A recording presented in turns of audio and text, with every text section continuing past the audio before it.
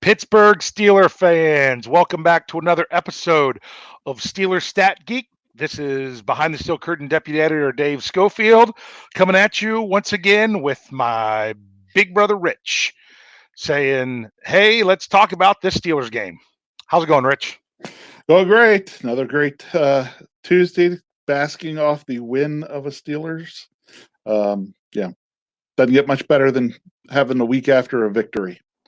Exactly. Those victory Mondays are fantastic. So here we are on a still even feeling a little bit on a victory Tuesday. Before we get started, I have to give a shout out. I have to give a shout out to one Brian Anthony Davis because today is his birthday. Happy birthday, Brian. He is 33 years old. No, I don't know. No, I don't know how. He's older than me. He's about your age. Think he might have you by a year or two. But today is his birthday. I had to say happy birthday to Brian. I know a lot of people out there that are listening. They listen to Brian on the shows, and they would actually wish him happy birthday as well. I'm already getting happy birthdays in the live chat. Who's bad? Yeah, that's right. Brian Anthony Davis, happy birthday out there. If you actually ever listen to the show. So here we go. What a wow. Did you see the live chat? He got back to you quick. Really? Of course, there it starts to shift already. The whole screenshot that Kyle had for you last week. Oh, yes. He was nervous about the 3 touchdowns. Yes, we did have one wager last week where someone said that if Duck threw 3 touchdowns, he was buying me a jersey. I'm like, deal. I'm holding you to that. Who's going to turn away a free jersey? But we didn't have 3 passing touchdowns. But you want to know what? I don't care because more important than 3 passing touchdowns is one victory. One victory. So it's here we are, Victory Tuesday already. We're going to talk about this game a little bit, but I'm ready to move on. I actually have an article that I did that's going to run tomorrow. I would have liked to have got it out today, but we had some other stuff this afternoon that we decided to run instead, and that is so long, Cleveland Browns. You are no longer in our thoughts. We have 2 games over with you. We have moved on. We don't have to think about the incident. We don't have to worry about how great you are on paper. We don't have to worry about you unless you're less than 5% odds come true of you making the postseason. That we don't have to think about you. We're focused ahead at winning these next 4 games and getting to the playoffs while you can sit back and pout and jump in Lake Erie. Did you see that one? I did. Of the fan that lost it and jumped in Lake Erie. We can stay in your heads for the next year. We'll deal with you in the 2020 season. So you are now an afterthought. Gotta love it. Gotta move on. Before we jump into this, I have to make an announcement. I haven't been saying it enough on this show. People have been asking for the Survivor Pool update. And the update is, it is over. We have a winner. I couldn't believe it that we got one winner on one shot, meaning usually you get down to a small group. Maybe everybody gets eliminated and they all got to get kicked back in. Not this time. We have one winner. And the way it went down was we had 5 contestants left out of the 592 entries. 3 picked the Panthers, which looked really good. And they then went up 14-0, then really bad. Then they got a little bit of hope there at the end when they recovered that onside kick, which looked terrible by the Redskins. But then they ended up they would have needed the touchdown or 2-point conversion. They ended up getting a strip sack, I do believe. Then someone else picked the Jets over the Bengals, which with Andy Dalton coming back, I'm like, this team's going to be a little bit different. I thought that was a chance that the Bengals had a chance to win that game. I can't remember if I picked the Bengals or not. I got so used to picking against them, it just didn't matter. But then the one person that was remaining had a late game, and they had the Chiefs over the Raiders, and that one was never in doubt. So we have a winner. The winner came from league number 3. And the contestant's name was Just Blaze. I have reached out to this contestant via email, and I have not heard back. So, Just Blaze, if you're listening, check your email. Get back to me. I wanted some information about you. I definitely got to know certain things to get you the signed David DeCastro football. So make sure you get back to me because we need that. I do have someone that says I need a Christmas tree like my bro. I actually do. I have. This is actually my wife's little Christmas tree. It runs off of a USB port, which I can't use and still be able to use my mouse. So it's not plugged in, but I did set it behind me. But because it's so small and it's hidden with these books, for those of you looking on YouTube, it's up there. It's just not lit. But Merry Christmas to everybody. We are in December. It is time for December football. And guess what? Yes. The Steelers are 1-0 in December. Rich, Woo. give me a number from Sunday that you'd like to point out. 124. I was off by 1. I was. You said 125, right? I said we needed to rush for 125 yards. We rushed for 124. Probably a couple of those had a little bit extra to it. Maybe if you crunched all those together, give me that extra yard, and there it was. So I like the rushing numbers. Yes, the rushing numbers were great, and it was on. Am I correct? Was it 34 attempts? Do I have that right? 32 attempts. 32. I knew it was in the 30s, and it was an even number. Yep. I took a shot and I missed it. So that was fantastic. Now I'm gonna dive into that a little bit more because of the title of the episode. But before we do, is there any other numbers? I got one I'd like to say. Yeah, go ahead. To me, when everything changed, 31. The 31-yard completion to James Washington when the Cadence got the Browns to jump off sides. It happened right in front of Duck Hodges, so he knew that they were across, whether he saw the flag or not, and he took the shot. I remember one time that they had an offsides back when Rudolph was quarterbacking, and I was upset because he didn't take the shot. Didn't take the shot. Yep. Okay. I don't know if he wasn't sure if it was an offsides or whatnot, but he didn't. He was hesitant, which kind of sums up a lot of his time with the Steelers as the starter. But Hodges saw it. He took the shot. Great catch. Really close on the sidelines. But that wasn't worth challenging because you're like, well, do I really want to back it up and still give up a penalty and give him another third down? And it looked like there was still a little bit of green there on the side that he made that catch. That was fantastic. And Cree already threw it out here because I see some numbers coming out here. I'm not even looking for him yet, but I did see 111. That's how about 111 yards. That was going to be my next one. That was my next number. Yes. Yep. That we had 111 yards. We're getting one of them wasn't quite right there. We got 2 takeaways. We had 1 fumble recovery, 1 interception, both in the second half. And you got to love that turnover that you're like, oh, you didn't get points off of turnovers. No, you got to kneel down off of a turnover. Right. And I've mentioned that before, that's my favorite play after a turnover is a kneel down. Yep.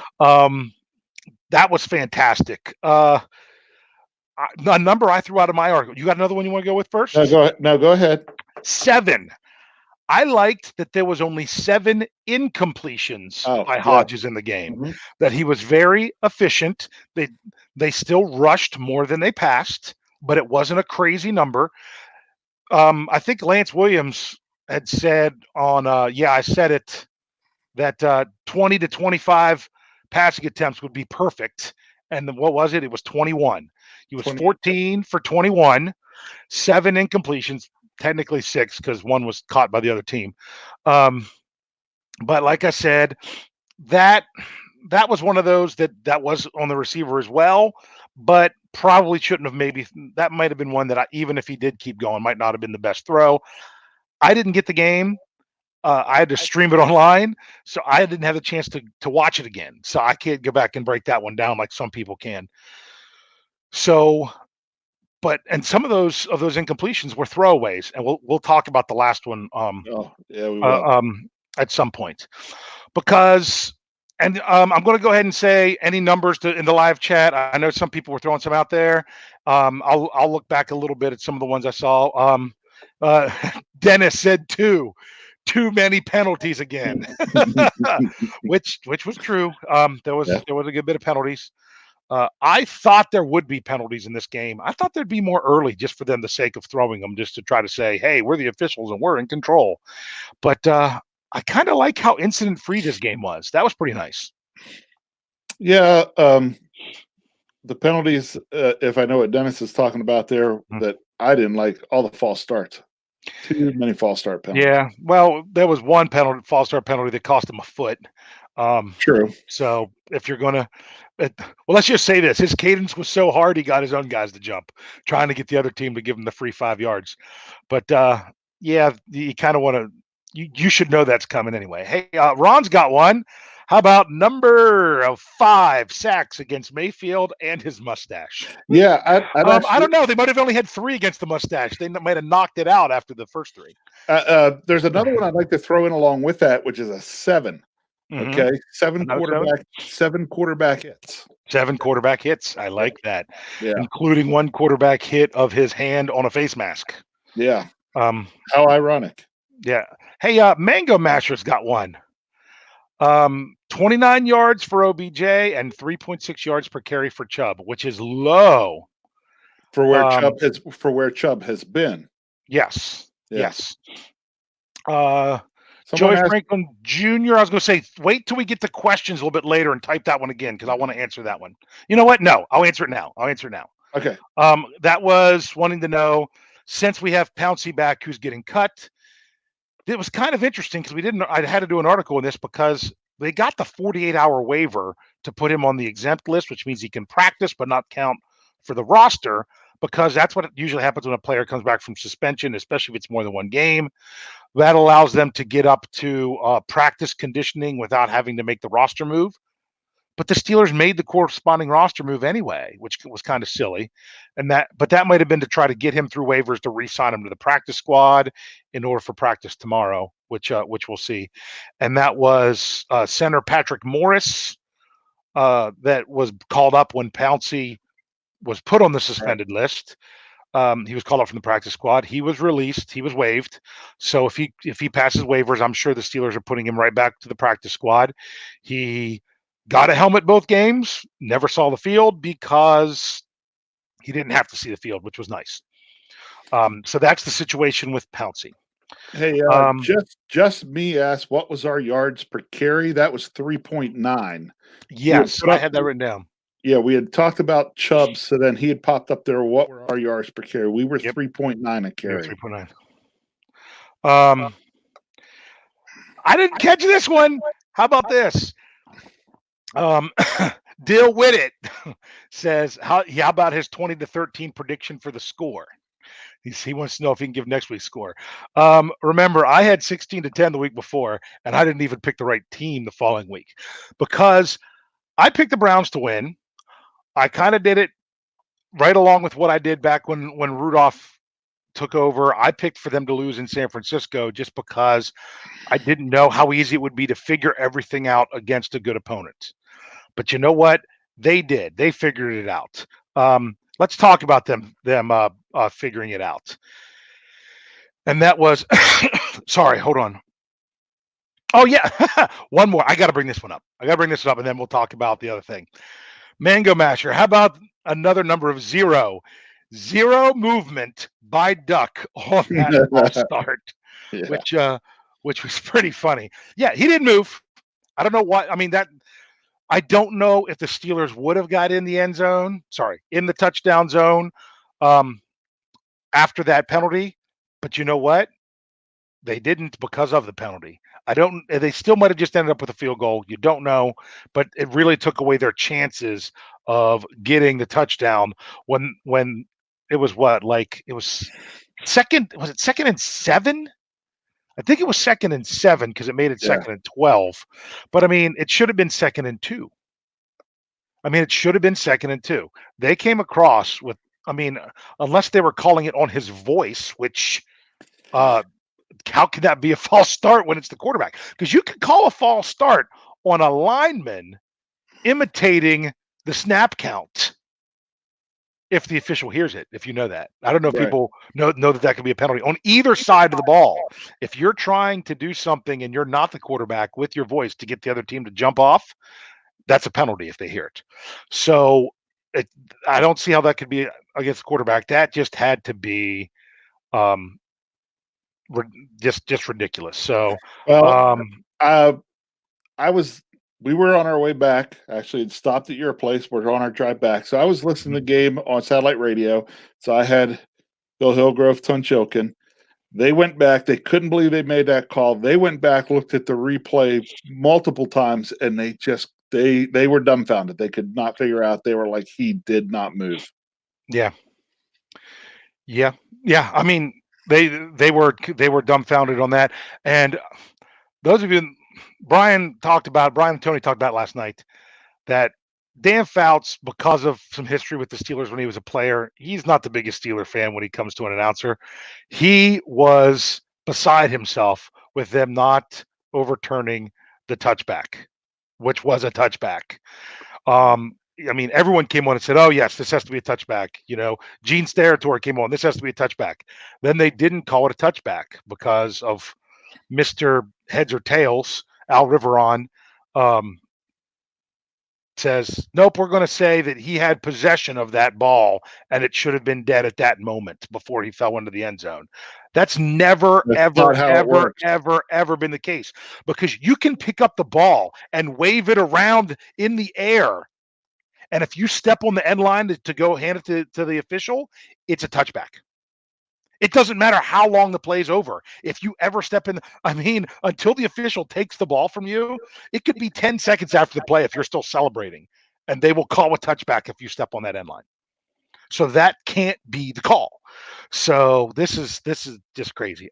Joey said something, and this is something to help us to talk about a few other things. Why are they not solidifying Duck as the quarterback for the rest of the season? Why are they saying game to game as the starter? Oh, You go first, and then I'll give my take. Me. Yeah. Well, why didn't we do that with Mason after he took over and won a couple games right off the bat? We could have done that with him. Yeah. Okay, we didn't. We've now benched him because his play was poor. Yeah. If Duck comes out and lays a duck egg, yeah,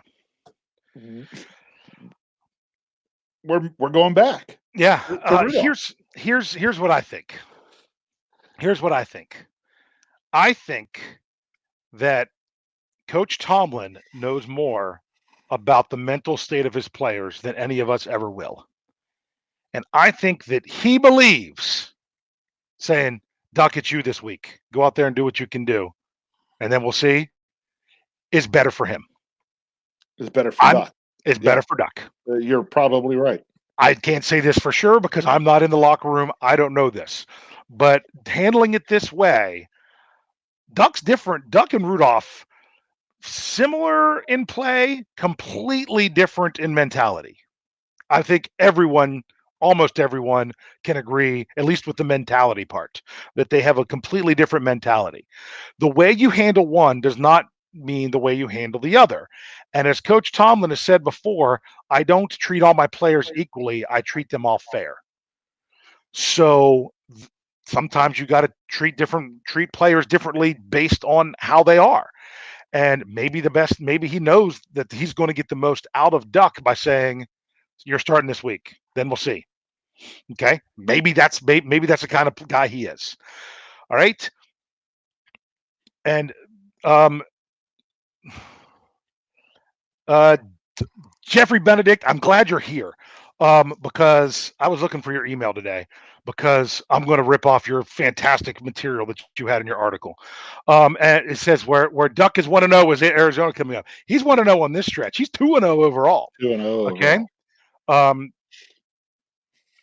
So that's fantastic. Here's the deal. Although it's very, very interesting because I wrote an article immediately after the game, because I was told I need an article. So I had to write one. So I did. So here comes the article. And I'm like, it was something that Jeff and Lance were talking about. It was some stuff that we had going on during the game. I was extremely frustrated once again. And it was the whole reason that I did not pick the Steelers to win, is that I did not know that they would implement an offensive game plan to have them win the game, especially after they went down 10-0. I didn't have faith in that. We have both been very critical of Randy Fichtner as the offensive coordinator.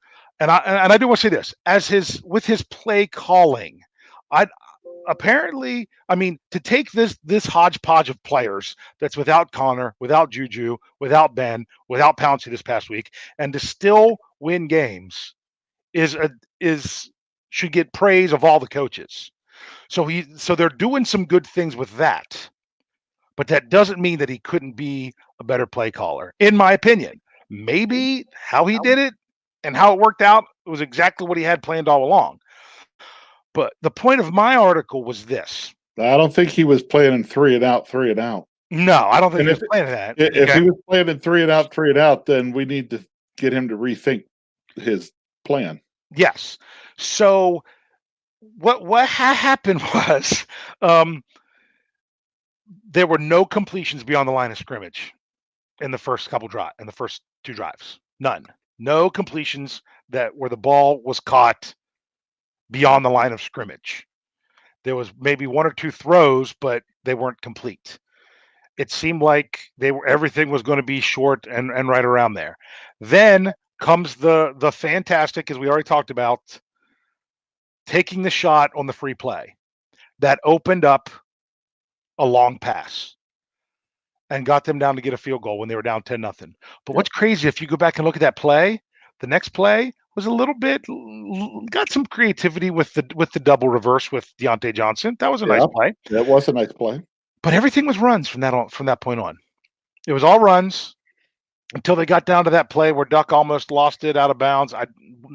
They were trying to be creative, so I don't want to knock him too much, but I don't know if it was the right thing there. That's very what's that called? Outcome driven. But they go down and they get the field goal. Had only taken the one shot, and that was on the free play. Then the defense forces a 3-and-out, which means the Steelers are getting the ball just inside of 2 minutes, down 7, 2-minute drill. Sorry, Coach Fiedner, you don't have a chance but to push the ball down the field. So they did. That was his only option. So they did, and what happened? You had completion, deep shot, incompletion. I'm like, oh great, that was their one try. They didn't complete it. Now they're just gonna dink and duck. I was surprised they even threw the ball. I'm glad they were down to 7 points at that point, or else they probably would have just said, oh, we'll just run it and go in at the half. But they were trying to get some of those points back, which was the right call. And then what they do, they turn around the next play, big completion to Tevin Jones, who got hit early. He was bent backwards by the time the ball got to him, and he still made that catch. That was pretty impressive. Yeah. And then the very next play, Washington interfered with, comes up with it anyway. From that point on, it was a whole different team. I was really impressed with the comes up with it anyway. Yeah. I mean, that catch was impressive. Yeah, it was very impressive. So my point was with the Steelers opening showing that they could go deep. Notice what happened when they came out in the opening drive of the second half. Great combination: deep throws, short throws, runs. Great mix up down the field, touchdown. Those plays at the end of the first half set up for the defense to have to play that way for the Steelers to get that touchdown. It was fantastic. Now, what I think was interesting is I said that was Devlin Hodges shined in that moment, but it wasn't because Fiedner took the handcuffs off of him. It was because the circumstances were set up for him. That was the point of my article. I had kind of a sensational headline because Jeff Hartman has taught me well. You got to try to get people to actually read it. So about 40,000 views of the article. So that's pretty good. But it was controversial. Some people thought I was completely bashing Randy Fiedner. I was bashing his play calling early. I thought the play calling in the second half was great. Yeah. What they do on that? Well, first of all, boom, 11 yards from the 1 foot line. Fantastic. We'll talk about that. Then they had a 3rd and 5 and a 3rd and 6 from what I looked up. Some people said it was 2 3rd and 6s. I think it depends on where you get your stats from. And they threw it, and they converted both of them. And then they had another 3rd down late, and they threw it again. And a lot of people in this article was like, that was the dumbest call of the game. No, it wasn't. I liked it. I liked the call to throw it. On third down, you get that first down and you're taking a knee without them touching the ball. Right. The Wildcat play on 2nd and 7 wasn't a big fan of it because it was a telegraph run. They had been successful with it, but more in the first half, I think, than the second half, and they might have adjusted to that at halftime. I would have rather just seen them power the ball like they had been. I actually thought more yards were there if Samuels hands that ball off and doesn't keep it. Yeah, because he kept it every time they ran the Wildcat. Yeah. I would have liked to have seen the other option. Mm-hmm. So that was that one. Sorry, I got some allergy stuff going on. And then so they run the pass play. I like the play call. What I didn't like was, and this is, he's only a few games in, he'll learn. I'm not going to Yep. bust him on too much. You're better off. Most of the times you're like, oh, throw it away. Don't take the sack, play field position. Not when the clock was coming into play there. But just as guilty as that, on that first third down conversion, Deontay Johnson goes out of bounds Yeah. instead of staying in. Would have used another 35 seconds of clock or made them have to burn a timeout earlier. That one hurt a little bit. Clock management there. These are young players. Those are both rookies out there that did that. You've got to remember that. I'm sure they were talking about that in meetings today. Yeah. Yeah, and it's use it as a learning experience. Yep. Luckily, the defense, came through yet again. So, Cree says he has some NyQuil for me. I need it, man. I am stuffed up. You can probably tell my voice. So that was pretty. But I don't. Some people are like, yeah, you're right. Fichtner needs to go. I don't think Fichtner needs to go. I just think he needs to loosen up a little bit as they go. So let's talk about that going forward. Let's talk about some of these things going forward. I want to see Coach Fichtner loosen up a little bit in the first drive. You guys have heard me talk about the first drive a ton. And the reason I say this all comes on Fichtner is these are your scripted plays. These are the plays that you are scripting and running and looking for each week. All right. Here's the first drive on the season. There's only been 2 games where they've actually gained over 10 yards. Unfortunately, I couldn't find a place that told me how many first downs there were, but it told me how many yards and how long it was. You ready? Here you go. Week 1, 7 plays, 27 yards, punt. Week 2, 3 plays, minus 2 yards, punt. Week 3, 3 plays, 5 yards, field goal, because they already had the ball in field goal range because of defensive turnover, and that is the only points on the opening drive the Steelers have this season. Week 4, 2 plays, 3 yards, fumble. Week 5, Baltimore, 3 plays, 9 yards, punt. Week 6, this was the Duck starting out in LA. 3 plays, 4 yards, punt. Miami, 2 plays, 1 yard, interception. Indy, 6 plays, 26 yards. They had a couple first downs there, interception. Rams, 2 plays, minus 14 yards, fumble. Are you ready? The last three goes 3 plays, no yards, punt. 3 plays, 8 yards, punt. And this past week, 3 plays, negative 9 yards, punt. Now, the negative 9 yards came on Hodges. A lot of people say they love his pocket presence. I'm not a fan of his pocket presence. I'm a fan of his willingness to move in the pocket, but it doesn't always mean he moves properly, because a couple times early in the game, and this is stuff that can be fixed, is that he went to escape right into pressure. That he needs to realize that when the offensive linemen are driving guys deep into the arc, like a lot of people were complaining about Bud Dupree being driven back in the arc, that you need to step up. And he didn't step up. He stepped back right where the pressure was coming. Anything you want to say there, bro? I've been talking a good bit. No, those first drives, you and I have talked about them a lot. At some point, you got to hope we get that figured out. Yes. Do I think there is some combinations there with the fact that we kind of throw this all on Fichtner, and and I'm telling you, the majority of it has to go there. But in some ways, I want to say I understand him a little bit. Um, he he's trying to run some plays and get a feel for where his players are at because Mhm. especially our receivers. Well, and without James in there, a lot of our running backs, these are guys we don't know a whole lot about. Yeah. And I know he's just trying to feel it around a little bit, probably, and figure out, okay, who's got it today. Mhm. Yep. Yeah, but see, but my biggest fear, and I actually said this on Sunday, is I love deferring. I love deferring, so you can do what the Steelers did: score late in the first half, score on your first possession of the second half. That was 14 points there, right there, with only one short possession in between because they scored with a minute left in the first half. But my problem with deferring is you're giving the other team a possession, you're not doing anything with your possession, and then you're giving them another one. You're basically giving them two for none because you're not even really your scripted plays aren't getting you anything. So you've got to do something there, Well, especially when you're giving up that field goal right off the bat. yeah, and I'll tell you what I'd love to see at some point. So remember back um,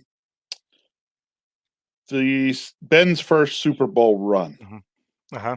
Remember how everybody said, "Well, it was the bus carried us there, the bus carried us there, Hmm. the bus carried us there." But do you remember during that run, the game in Denver, where we came out and bent, and they instead of running the ball like crazy, we started throwing the ball like Are you crazy, and talking? Ben lit it up. Are you talking the AFC Championship game Yes. in Denver? Yes. Okay. Okay. And so, although that was a year where we were really relying heavy on the run, and but you know, we came out, we did something different at some Yeah. point in time, and it really paid off. Yeah. That's what we need to Ooh. as fans, that's what we need to get our confidence back up in this team starting off games. We need one of these games where we come out, we just do things a little bit differently, and we just go off. Yeah. Well, and not that, and I've talked about this, especially with the jumbo package, which is getting better. But the thing is when the other team knows what you're doing, you know, you come out against Denver and they're expecting you to go run, run, run, and like, oh my goodness, they're airing the ball out. This is not what we expect. And that's when you're going to have some success, being able to do the unexpected. And I think that's the problem. Maybe they're just too stuck on their sheet is the problem. Maybe they're Yeah. just that they're like, oh, well, they're playing for us to do this. We need to do something different. Maybe it's the adapting on the fly very early, but maybe this could be Coach Fiedner getting his feel. We got to remember he's not even 2 years into an NFL offensive coordinator. So I bust on him, but I don't think, just like with other things, I don't think he's a lost cause. I just think he needs to get better. I've got to hit a couple of these super chat things Yep. before they disappear. I went back. I got Dennis. He said he get put $2 into the tip jar. He says he's impressed with Duck's accuracy. I thought you don't have to be pinpoint accurate as much as you've got to give your receiver a chance to make a play. And that's what I think he does well is he puts the ball in to give his receivers a chance to make a play. What do you think? He anticipates and throws to the spot. Yes. And I often talk about it with Duck.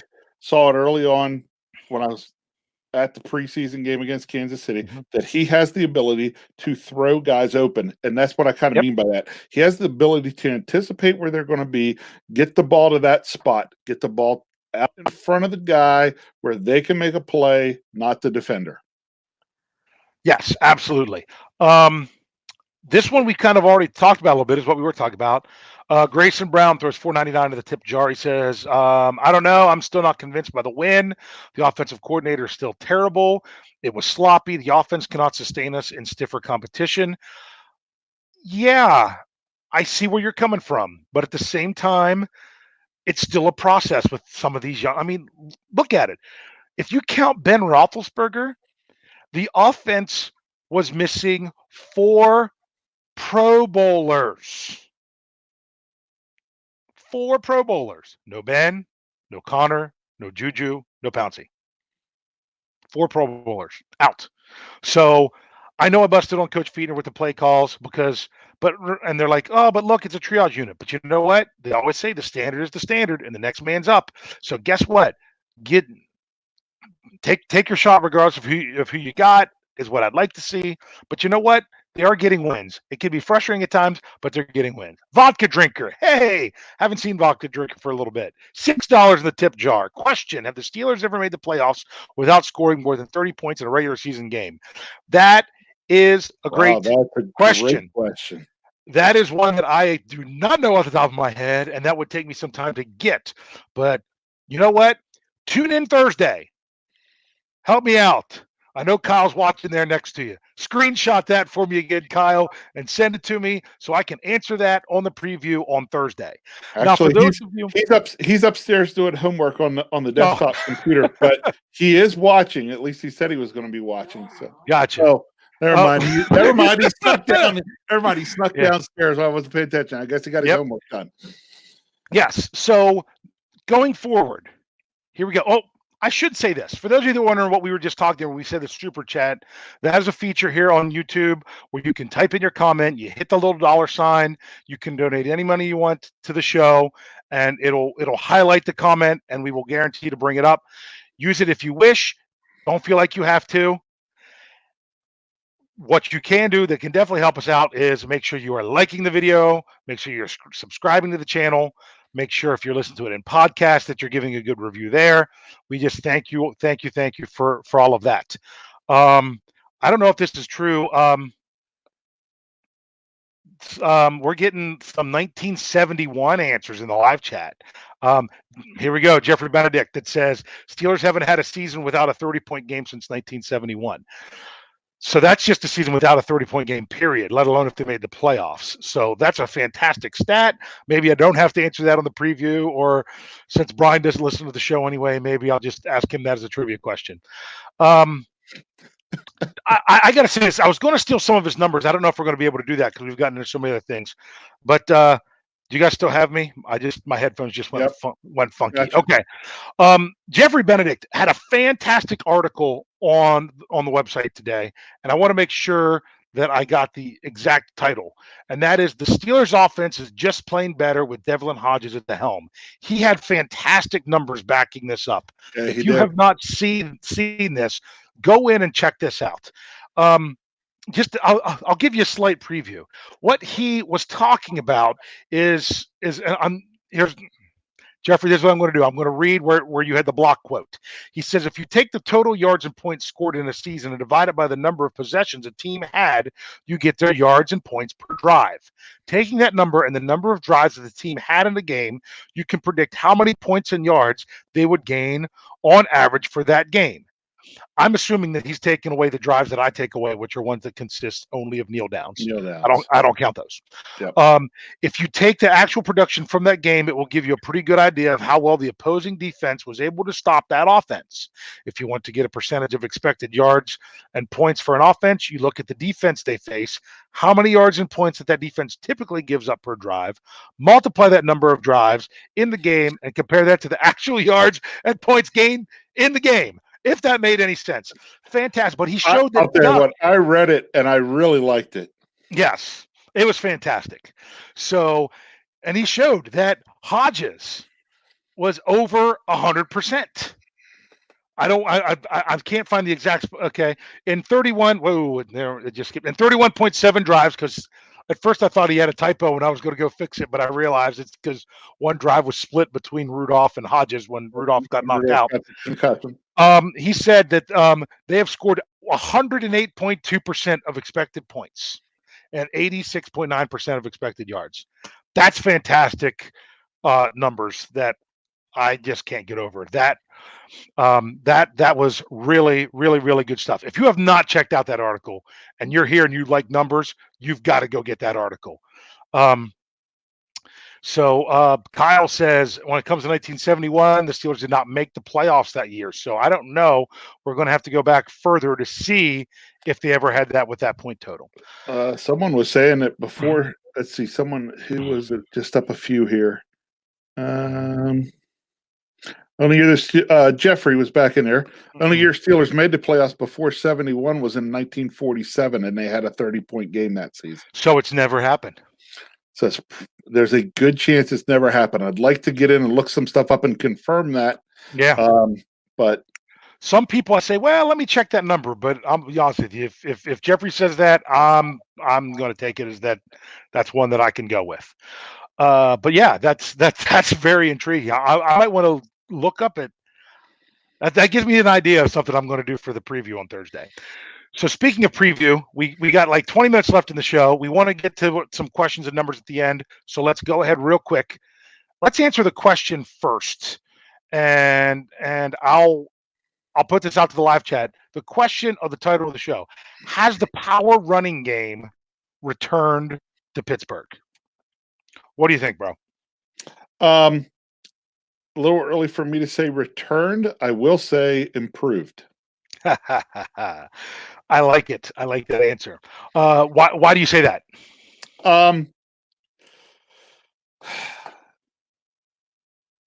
Because I don't want to say that it's returned because it's not there for good until you see it on a regular basis. Okay, I saw it in the Cleveland game. We ran the ball between the tackles much more effectively. Well, the most effective that we had since the game against Miami when we had Roosevelt Nix in there as a lead blocker. Yes. And like I say, we actually had more successful runs when Nix wasn't in the game. Correct. Because when he wasn't in there, they weren't expecting us to run. Because, Right. like I say, deception is key. Lots of people, almost everybody says no. And then they're like, oh, good answer. Agreed. Improved. I would say no, it is not returned, but it's going in the right direction. So Well, that's the same improved is a thing. great way to say it. Yeah. Yes. So let's look at some numbers from this. Let's just look at Benny Snell against the Cleveland Browns. Here's what's crazy. You know how many carries Benny Snell had in the first half against the Browns? No, I don't. Well, we had 16 for the game. What did we go? Did we really do it 8-8? Nope. No. No. What did he have? Three. Yeah, he didn't. We didn't run. Three carries in the first half. Okay, 3 carries in the first half. Hold on, Steeler fan 74's comment up there. We need to send that to Lance. I'm bringing it up. Yes. Forget Lance and his Benny No Jets. How about Benny Power Jets? You're right, because power is the right way to say it.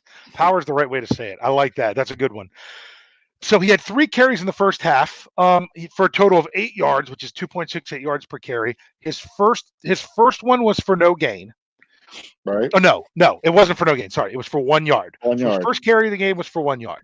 In the second half, he had 13 carries, 55 yards, 4.23 yards per carry. He had, but what I like is this. I look at the inefficient, ineffective runs. He had a 1 yard run for his first carry of the game. He had a 1 yard touchdown run. You can't get more than 1 yard, even if you run through the back of the end zone. Right. So that one's kind of thrown out. He had a no gain early in the fourth quarter, and he had a run right before that touchdown run, of which was a -6, which was just a play that they blew up. I wanted to go back and look at that play again, but like I said, I couldn't DVR the game because I had to watch it online. So other than the -6 and the 0, he had 1 yard. He had 1 carry that was 2 yards. Everything else was 3, and most of them were 4. So that's what I think of with power running. Power running doesn't always mean that you're ripping off 10 yards a carry. Power running means you were falling ahead and you're not getting the negative yards as well. Power running is you're getting hit at 2 yards, gaining 4 or 5. Yes. I like that. Okay. Steeler fan 74, I keep bringing up the same person. Sorry. But he said at Kentucky, Benny got stronger the more they used him. And I think that was kind of, honestly, I think maybe they didn't use him much in the first half because they're saving him in case they need that bruiser at the end of the game, that they want to make sure they can do it without wearing him out, which would be smart if the Steelers are thinking about not wearing out a running back. So that's some of the numbers behind about the Steelers' power running game. What numbers do you want to see? We'll start off specifically with the running game. What would you like to see against Arizona? Again, I like seeing that 125 yards. When we can make 125 yards, I feel so much more confident that we're going to get a win.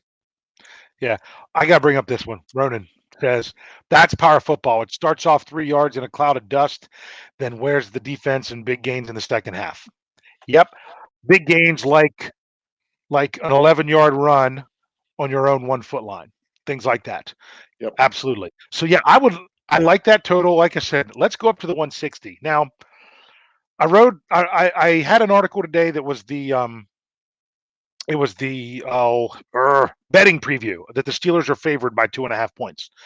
And in it, I talked about how you're going to have, I mean, you've got a matchup of two rookie quarterbacks, completely different paths. One was the first overall pick in the draft. The other wasn't drafted, wasn't signed after the draft, had to do a rookie tryout just to get to a training camp. Didn't make the team, was sitting at home in week 1, and now here he is starting. That is two completely different paths of two quarterbacks. But they're not going to be on the field at the same time. What's really going to be is about what does each quarterback do against the opposite defense. And Arizona has one of the worst passing defenses. They are better at stopping the run. So we got to remember that maybe they're saying, you know what, we might not have a good passing defense, but let's try to take away that run and then make them beat us in the air. You don't know if they're going to do that or how they're going to play it. So Tom said a good one. How about I want a 100-yard rusher, someone getting 100 yards. We've only had one all season, except for last week when Snell had 98. So that's interesting. That would be nice, but I like the total as a team a little better than the individual guy. Yeah. As not, like, oh, don't get me wrong, I'm not turning down 100 yards from Benny Snell at all. But I was some people would say, oh, the 63 last week's kind of low. Well, yeah, but when you throw everybody together and we end up with 124, I'll take that. Yeah. I mean, think about it. He had just barely over half of the rushing yards. Yeah. That's okay. I would rather have 3 running backs each with 50 to 60 yards than one at 120. I mean, the math just makes sense. That's great. And I also like that they're not wearing these guys down. Oh, something that I don't know if anyone noticed. They had a fullback this past week. At least one play. See, that was on the touchdown. I was listening on the. Oh, wait a minute. I do. Who was in there? I am thinking maybe I did hear that. It was Trey Edmonds. That's right. They lined him up as a fullback, and honestly, I could see that. If you don't have one otherwise and you want to run one, that's not a bad option. So, yep, there we go. Jeffrey knew it. He knew who it was. So, yeah, Trey Edmonds was their fullback. So, what's interesting is like they say, when Connor comes back, who's going to get – my question is, who's not going to get a helmet? I mean, you've got White. 34 was another thing that I talked about in my analyzing the win by the numbers article. Was they had the longest kickoff return of the season with him of 34 yards, where they started at the 41-yard line. Right. So you want to keep him around.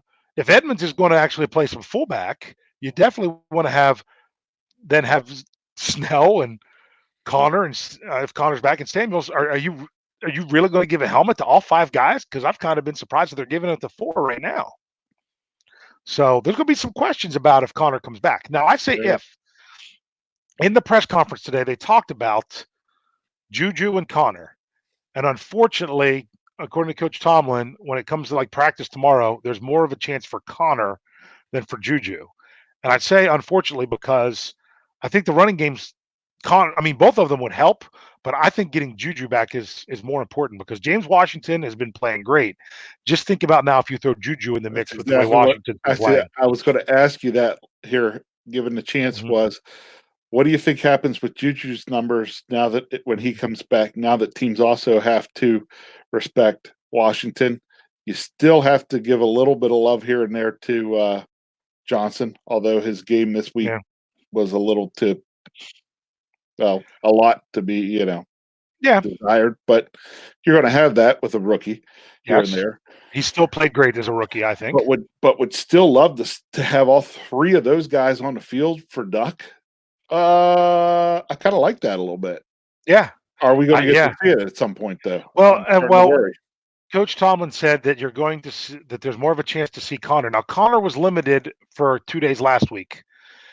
My own personal opinion that I threw out there about this is that they're bringing him back just to work out because it's just the shoulder right now. But I don't think they're giving him any contact. They're wanting to keep him out of contact. And Right. I mean, one more hit and he has to have surgery. So the question is, at what point do you want to bring him back? Okay. Here we got another super chat. I'm going to say it. We mentioned this earlier when I was saying when we were busting on Fietner, and that is Coach Randy working with rookies. Give him credit. That's why I said I think his work with the players is doing great. I just think his play calling needs to be improved. So anytime I bust on him doesn't mean I think that he needs to be fired. I don't believe that. They don't have anyone that could step in and do that this year, and it would be ridiculous to do it after this year. So that's not what I'm calling for. But it's funny. I write that article. Some people think that I'm just totally ripping on Fietner, which I was kind of saying. The title made it seem like I was ripping on Fietner. I have to admit, because people clicked on it then. um, but really, I was saying Fietner came into his own in the second half because of the circumstances of the first half that put him there. Yeah, Yet, of course, some people still thought that article, although I was giving all the credit to Duck, is me hating on Duck. But I have another article about that coming out soon. we with Fichtner, just to close that comment out there with Fichtner as well. We expect our players as the season goes to make improvements and continue to get better, and we need to expect those same things out of our coordinators. Yes, and that's I think what we're talking about with Fichtner. Hey, come on, your ceiling is much higher than what you're showing us right now. Yeah. Let's move towards that ceiling. But here's one. I'm going to throw something else out there because the more I've looked at things and thought, well, what if it's this? Well, what if it's that? What if it's Coach Tomlin says, hey, early on, keep us in the game. Okay. We don't have to win it in the first quarter. Just don't lose it in the first quarter. Maybe that's what he's being told. Maybe. And with this offense, that wouldn't be a bad philosophy. I don't agree with it. I think you can open up more things later by doing different things. If you have them guessing, that's what I want them to do. I want the defense to have to guess. That's all I'm asking is make the defense guess. Okay, I've told the story before. The last football game I ever coached was I had a team that my offensive line never knew who to block, and I was their coach, and they just couldn't do it. So we passed block, we ran spread, and we threw the ball every play. The last game of the season, we decided to put in a goal line offense in our last practice, and I just I told them 0 splits, line up ankle to ankle, say don't worry about who you're blocking, just block whoever's there, bulldoze it. Work as a big bulldozer. My goodness, was it a completely different thing? The quarterback said to me afterwards, like, "Hey, coach, we should start with this tomorrow. They'll never expect it." I'm like, "Yep, that's exactly what we're going to do." I was thinking the same thing. So we came out and did something unexpected, and we ran the ball down their throats the whole game and beat this team that we weren't supposed to even be in a game with. So that's the thing, doing the unexpected. So I know I kind of went off. I did see that we did also got $1 from Deal With It. There was no comment with that. If you leave another comment after this, I'll make sure I'll bring it up as your super chat, just in case there was an error with that. Any last numbers before I open it up for a couple minutes in the live chat? Doesn't have to deal with run game, with anything. Actually, no. Defensively, we need to continue to hit the quarterback. Okay, with Murray, he's slippery, he's elusive. Not sure what we could pull out sack number wise. So, but really, I'm going to say we need to continue to hit the quarterback to make him uncomfortable. I agree. Hey, I think this might be what Deal With It wanted to put with his $1. He said Fichtner did not change the play calling. Hodges is simply more comfortable than Rudolph going with the deeper option in those same calls. Those deeper options did not happen in the first half. Not until there was a free play and 2-minute offense. They just didn't happen in the first half. And so the best assumption for me was he wasn't given the opportunity to do them. That's what I was saying. So all I know was that that's not the case in the second half. So I'm starting to say maybe we need to start giving him a pass. Yeah, we got to get pressure. not just pressure. We've got to contain Kyler Murray. We've got to contain Kyler Murray in this game coming up, because Coach Tomlin addressed it today. He's like, this is not like Baker Mayfield that extends plays to throw it. They have design runs for him, so he's the real deal. Grayson says, kudos to Tomlin about being able to coach. I think he's a Coach of the Year candidate for sure. Oh, that was $1.99 in the tip jar. So yeah, I like the pressures. I'd like to see the sacks. I think this offense of the Cardinals is one that the Steelers defense can come out and get in their heads, and that they can frustrate them. I think they can do it, but they gotta make the play. We've got $2 from Cody Marshall, says Kane Wait look impressive. Good pickups. Yeah, that's part of Yeah, why I say the coaches and what they're doing to get them ready is not a problem. You're taking two guys off of practice squads and you're having them play. I mean, you pick them up on a Saturday because you played on a Thursday, and you're getting them up to speed to have 1 week of practice and contribute the very next game. That's a great coaching job in preparation. That is showing me, as much as anything, as that's what happened against Cleveland the first time. The coaches didn't get to have the prep time to get their team ready because they are prepping them fantastically. I really yeah. think they do. I'm criticizing the offensive game plan at times, but I think we're going to see it. That's my number for this week. My number is 3. I think the Steelers are going to at least get a field goal on their first possession. I think it's going to be different. What do you think? I'd also like to see, since it came up earlier, how about 30? 30 point. Yeah. Let's Let's see the 30 points. see 30 points. Yeah. And you know what? A lot of the times we feel like the only way we're going to get that is if the defense scores some of those points, which is really, really tough. I'm trying to look at the live chat right now for these last 5 minutes.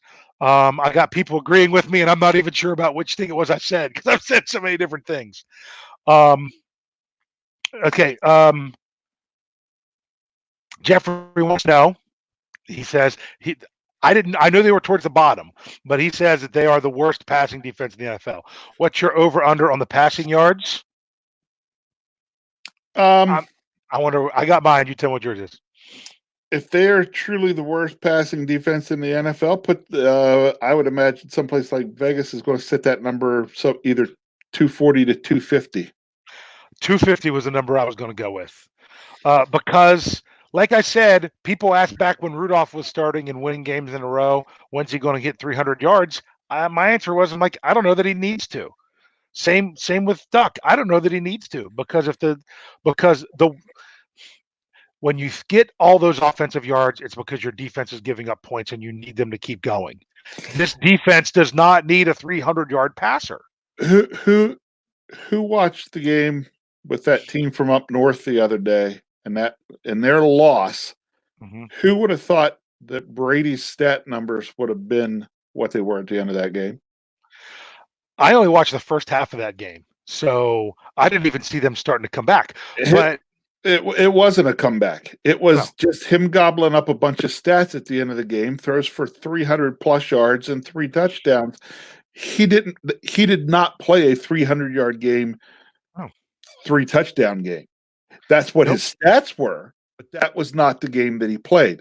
So I'm not worried if we hit 300 yards as long as the yards we're getting are the good yards, balancing out with the running attack, and most importantly, we win. Yeah. Yes. That's the only number I care about. One victory.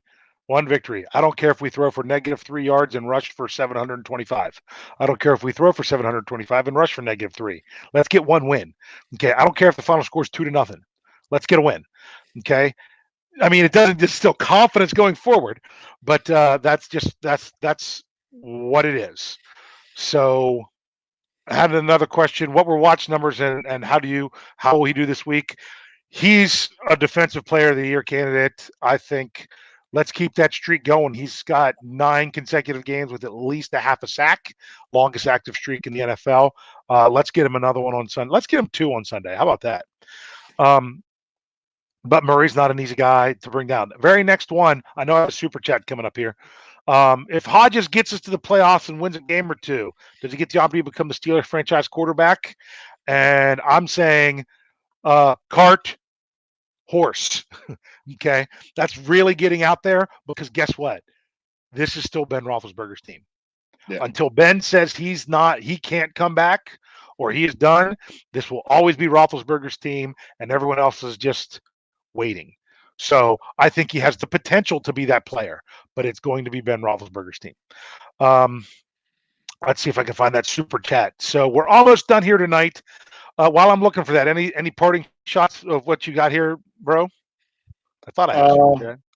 Yeah, there is. It's Tom. There it is. Yeah. Go ahead.